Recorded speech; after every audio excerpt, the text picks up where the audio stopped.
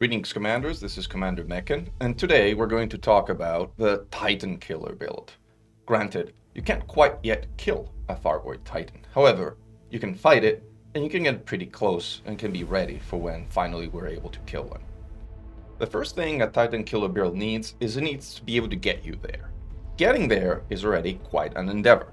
You have to get to the system where a maelstrom is located, which means you're going to be hyperdicted on the way, almost certainly, which in turn needs you to be able to run away from a hyperdiction, since presumably you're not going to fight each and every hyperdiction that you're going to meet. Furthermore, once you get into a maelstrom system, you need to get to the maelstrom itself. Even Tyrannus, which is the closest maelstrom to the draw point, requires a trip of several hundred light years. And that in turn is a trip that you're going to make while constantly being interdicted by Thargoid forces in the system. Those interdictions are practically impossible to fight off, which requires you to submit to those interdictions, which in turn requires you to run away from those interdictions while trying to take as little damage as possible. Once you get to a maelstrom proper, you have to cross a caustic field, avoid a bunch of heat-sensitive mines, and repulse a Thargoid pulse that is thrown at you, which requires a very special module. All of this is just to get to the fight that you're looking for. And this is not a one-time thing. You cannot park a carrier in a maelstrom system, and furthermore, you cannot exit the game within the actual center of a maelstrom and expect to be placed back inside of it once you restart the game, as the game will actually place you outside of the maelstrom every time you start it up. Consequently, having a fast ship that is able to get you through this parts of the game in an effective manner is highly desirable. Furthermore, there's one module which is strictly required, which is the Thargoid Pulse Neutralizer to cross that pulse barrier, and there is one module that is highly recommended, which is the Caustic Sink Launcher, which allows you to cross that caustic part of the maelstrom without taking damage, and it further also allows you to tank caustic missiles once you're inside. It's also worth noting that maelstrom systems have an anti-Guardian field active at all times, which means that all Guardian modules, except Guardian Hover Reinforcement packages, because those don't have hit points and consequently do not degrade, get destroyed in no time just by sitting in that system. As a result, you really cannot use Guardian modules at all within maelstrom systems, and as a consequence, our Titan Killer build will have to do without any kind of Guardian modules whatsoever. Last but not least, heat mechanics also matter quite a bit. Staying cold while at the center of a maelstrom allows you to avoid a lot of attention and is going to make your life a lot easier. Having a build that allows us to stay permanently cold, or at least for a very extended period of time, while firing our weapons is what we're going after. Now, please keep in mind that this is just a recommendation based on what we have learned so far in our personal experience, and maybe even to an extent some kind of personal preferences. You should absolutely fly whatever you want to fly, adapt whatever we're suggesting here in whatever way you see fit, and whatever is fun for you. The purpose of this video isn't meant to say what's the only thing that's going to work. It's meant to explain what works for us and why, and hopefully give you some ideas to try and play with yourself. So with all the factors that I just mentioned in mind, the basis ship for the build, the Titan Kill build that we're talking about that I selected, is a Krait Mark II. And I so somewhat begrudgingly, as I am a big fan of Alliance ships. I love my Alliance Challenger, I spend a lot of time in the Chieftain, and whereas I recognize the potential of a Krait, it wasn't necessarily the first ship I wanted to work. But I have to say, having tried it and having tried several other things as well, it does work extremely well. The reason the Krait Mark II works so well is that it has 3 large hardpoints that allows us to mount 3 large gimbaled enhanced anti-xeno multi-cannons and consequently retain quite a bit of firepower, have 2 somewhat more flexible small hardpoints, 4 utilities that allow us to mount essentially everything we need for this fight, and the ship itself is very fast. In the configuration you will see it boosts past 540, which means it can outrun even a Basilisk, and it has a pretty good level of maneuverability. Furthermore, the Krait Mark II has a way oversized plant for its class, which allows it to mount a low emissions thermal spread plant without compromising the ability to mount weapons or other equipment. In turn, the build that you will see is a build that runs extremely low on heat. It will stay below 20% heat without anything firing. And if you fire a beam together with the multi-cannons, it will be able to remain at 0% heat using only 3 pips to weapons. The Titan Killer build Krait is essentially a ninja build. It allows you to go in unseen, hit things hard, and get out while people are kind of figuring out where the hell are you, what the hell is going on. Starting with armaments, you want 3 large and 1 medium enhanced gimbaled anti-xeno multi-cannons. You can buy those off of a rescue megaship using just credits. There's no grind for once involved in getting those, and they are the best non-Guardian weapons currently available to mankind. In addition, you will want 1 medium thermal vent long-range beam, as that will allow you to remain cold even while firing your multi-cannons. Furthermore, it will allow you to do so with just 3 pips in your power distributor to weapons. This is a ship that you fly 1, 2, 3.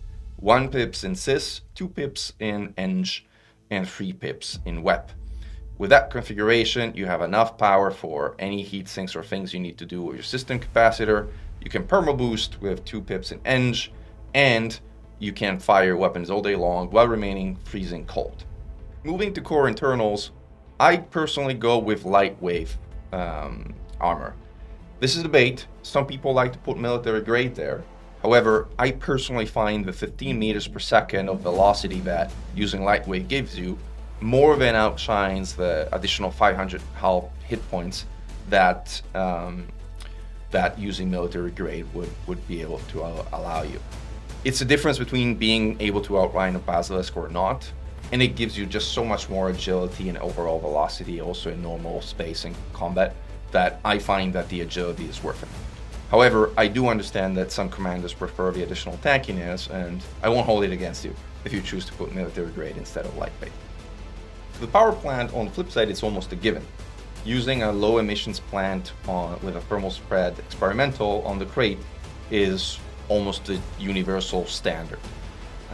It's the one option that allows you to power everything while operating your ship at the lowest possible heat. Because that power plant on the Krait is so big, it's a very easy thing to do, and I think that's a choice that goes with roughly no question. From a drives perspective, I personally recommend dirty drives with the drag drives experimental. If you were to truly make a ninja build and try and keep it as stealthy as possible, you might want to go with a clean drives instead, as that allows you to keep your heat much lower, especially when boosting. However, they do come at quite a penalty in terms of overall velocity, which again, I don't personally think it's worth a sacrifice and compromise. So I personally go with drag drives and dirty drives, which I also feel is universally more useful, also for more general Krait Mark II build. But if you choose to go with a truly silent route, you may want to go with clean drives instead. The power distributor, since we'll need to be boosting and also using as much recharge for our weapons as possible, is a charge enhanced with super conduits, and I think there's no real question of discussion there. Sensors are long range, life support is lightweight, your frame shift drive is the usual, increased range with mass manager, and the fuel tank is a standard, as you still will need to be able to jump into his maelstrom system from wherever your carrier is parked or wherever you're taking off of, so this ship needs to be able to jump. In terms of utilities, the pulse neutralizer is a must-have, as you're not getting into a maelstrom without one, so you need one. The caustic sink launcher is highly recommended, as it allows you to cross the caustic zone of a maelstrom without taking damage, and consequently it's highly convenient. It also allows you to tank the caustic missiles that are fired at you within the center of the maelstrom itself, and consequently has a significant quality of life improvement coming with it. Another module that is essentially a must-have is an enhanced xenoscanner, as that is what allows you to sub-target interceptor hearts. Without it, your gimbal weapons won't be able to lock onto individual hearts, and consequently you're going to have a much harder time fighting in the center of a maelstrom itself. The fourth utility slot, however, is much more of a personal choice, as there isn't something that you absolutely need. I personally put a Cirrus heatsink launcher in there. However, you can really put whatever you want. You could put a point defense utility there, which helps somewhat with missiles. You could put really anything you like. Now moving on to optional internals. I've personally designed this Krait Titan killer as a shieldless build. So I followed the typical criteria of shieldless design that goes for 3 module reinforcement packages, mind you, not the Guardian version, because that one does not work in Maelstroms and get quickly destroyed there. So the traditional standard module reinforcement packages, and 3 hull reinforcement packages to boot and keep the integrity of a ship as a whole high, which with this configuration, it's able to have more than 2,000 hit points, which is a good amount for a ship that is pretty agile and is able to avoid damage. The repair part of the build is 1 Class 5 repair input controller and a Class 3 AFMU to repair your modules, coupled with a 16-ton cargo rack for limpets, preferably the caustic version, since it allows you to scoop up caustic things that you'll find inside the Maelstrom if you want to take them home, but you don't have to. If you don't have that 16-ton unlocked, you can use a regular 16-ton rack and it'll be just fine to carry limpets around. Now the big debate in the community is, should it be, however, a shieldless build, or wouldn't we be better off with a shield in this particular case? And that's really up for debate in the eye of the beholder at this point in time. Shields do have benefits, in particular fighting glaives with a shield allows you to take a lot less damage since you can't really avoid damage altogether. It seems like the shield also allows you to avoid damage when the Thargoid does its big EM field kind of effect. So there may be benefits to having a shield equipped. However, as usual, the shields come with downsides. They make you a bigger target, they raise your heat level above what it would otherwise nominally be, they make pips management more complicated as now you need sys pips more than before since you have it to not only charge your shield, but the resistance of your shield depends on how many pips you have in sys. And consequently, I've erred on the side of a more traditional shieldless build for this Titan killer Krait. With that being said, and with the understanding that as the meta evolves, as our understanding of fighting in this environment evolves, we may ultimately gravitate to a shielded build down the line. Now we've talked so much about the Krait, but what about other ships? There's a lot of other options as far as builds in the Maelstrom, like that work to a different degree with different pros and cons. When it comes to large ships, there's a general concern with their speed. Like most large ships, if you maybe take the cutter and the clipper away, tend to be pretty slow. And slow ships have a hard time escaping the hard predictions and interdictions that you need to inevitably have to go through as you get to make your way to the Maelstrom. Furthermore, their agility and their ability to navigate around the Titan itself is comparatively limited. That being said, they do have an amazing amount of staying power and a very significant amount of firepower, and a 6 multi-cannon Anaconda in particular can make short work of glaives and is a sight to be seen on the battlefield. So there's definitely options when it comes to large ships. Even the T10, which in the AX community we like to make almost fun of, as it's designed theoretically to be an AX ship, but historically it's not really been a very good one, actually has a pretty fair justification to be used in a Maelstrom build.